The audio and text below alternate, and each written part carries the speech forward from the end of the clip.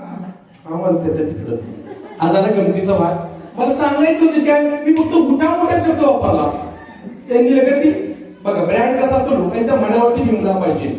एक जय बघा, एक हिरो आहे, समोर हिरोईन आहे, हिरोईनच्या तोंडाला बघतो, ती पुढे एक मुलगी ती म्हणते मामा मामा मामा मामा. या ब्रँडचं नाव म्हणतं का? मी फक्त काय म्हणतोय मामा मामा मामा. तो हिरो म्हणतोय तुम्हारी लड़की है, ती म्हणते जी हाँ, तो तुम्हारे खूबसूरत का राज क्या है, ती म्हणते संतूर, आता गाव संतूर राहावया.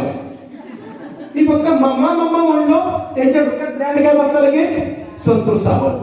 आम्ही आमचा ब्रँड इतका तयार केला पाहिजे ना, उद्या गोधडी म्हणलं का आजीचं नाव घेतलं गेलं पाहिजे, उद्या तुपाचा ब्रँड म्हणलं ना माणिक डोळचं तूप, असा ब्रँड तुमच्यात तयार झाला पाहिजे. उद्या म्हणलं ना इथं पनीर माणिक डोळचं पनीर, इतका तुमचा ब्रँड झाला पाहिजे. काही गाव अशी बघा का त्या प्रोडक्ट त्या गावाच्या नावाने ओळखलं जातं. आमटी मध्ये तालुक्याचं कुठलं गाव जातं आणि का बरं बाकीच्या गावामध्ये आमटी तयार होत नाही का?